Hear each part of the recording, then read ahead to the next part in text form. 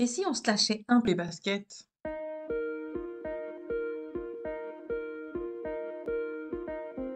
Bonjour, je suis Dominique Meunier, thérapeute et coach. J'accompagne les femmes souffrant de charge mentale et de trop-plein émotionnel à retrouver une vie joyeuse et légère en apprenant à lâcher prise et à gagner en confiance en elles. Et si vous vous lâchiez les baskets? C'est la phrase que j'ai dite cette semaine à une de mes clientes. Parce que nombreuses sont les situations où nous avons le sentiment de ne pas en faire assez, de ne pas être à la hauteur, de ne pas être une mère disponible, à l'écoute, etc., etc. De ne pas être compétente, efficace, de ne pas être une amie disponible, à l'écoute, de ne pas être intéressante, de ne pas être une compagne présente et aimante, de ne pas être assez mince, assez bien habillée, de ne pas être très belle, de ne pas savoir s'y prendre, de ne pas savoir faire les bons choix, hésiter, douter. Je ne sais pas pour vous, mais moi, à ce stade, j'ai le tournis. Ce podcast est clairement un éloge au lâchage de basket en général, avec en toile de fond toujours cette importante question.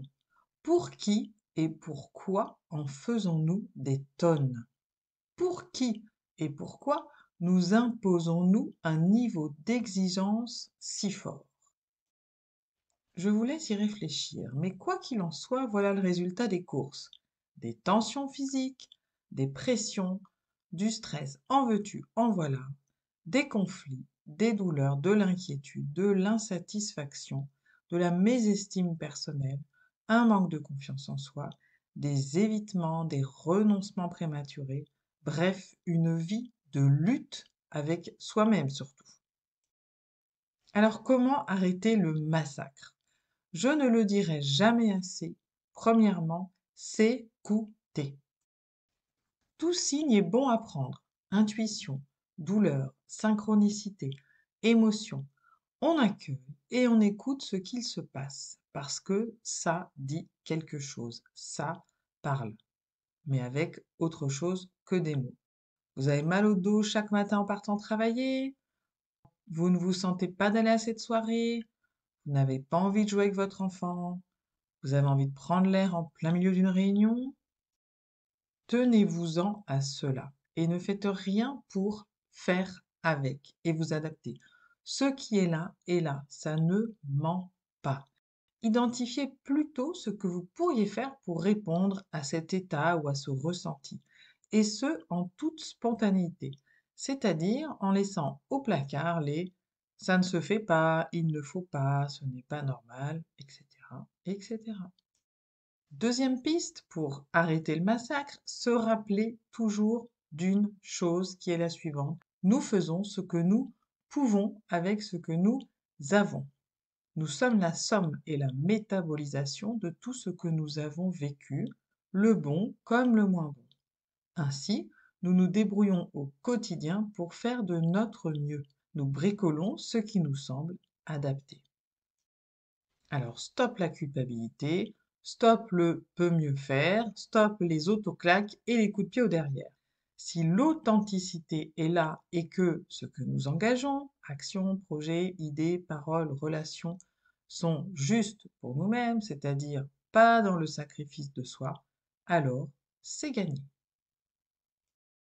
Troisième piste, arrêtez de se croire omnipotent. Nous ne sommes pas responsables du bonheur de toute la Terre, comme je le dis souvent. Non, nous sommes avant tout responsables du nôtre. Et c'est déjà un gros dossier à lui tout seul, croyez-moi. Cela signifie que point trop n'en faut. Chacun fait ce qu'il a à faire. Nous pouvons éventuellement soutenir, écouter, proposer, conseiller, donner un avis, mais nous ne pouvons pas faire à la place des autres. Des exemples? Vous ne pouvez donc pas faire le boulot de 3 collaborateurs sans que cela ne gêne personne, à part vous, au bout d'un moment, lorsque le burn-out arrive. Tout comme vous ne pouvez pas non plus accéder aux demandes et aux désirs de tout votre entourage en permanence, au détriment de surcroît de vos loisirs et de vos activités.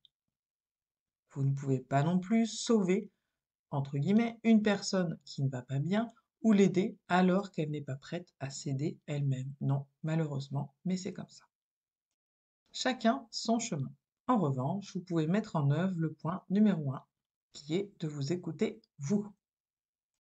Quatrième piste, poser ses limites. Car oui, des limites, nous en avons tous, sauf que chez certaines personnes, elles sont larges ou inexistantes. Ce qui signifie pour le reste du monde que tout est permis.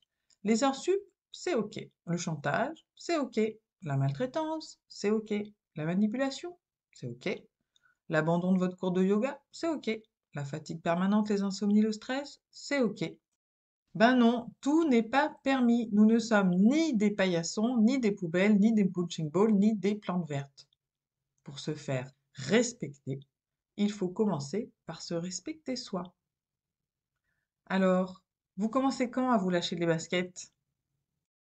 Je vous remercie pour votre écoute. Je vous invite à vous abonner à ma chaîne, à liker, à partager, à commenter si vous le souhaitez. Et je vous dis à bientôt pour de nouveaux podcasts.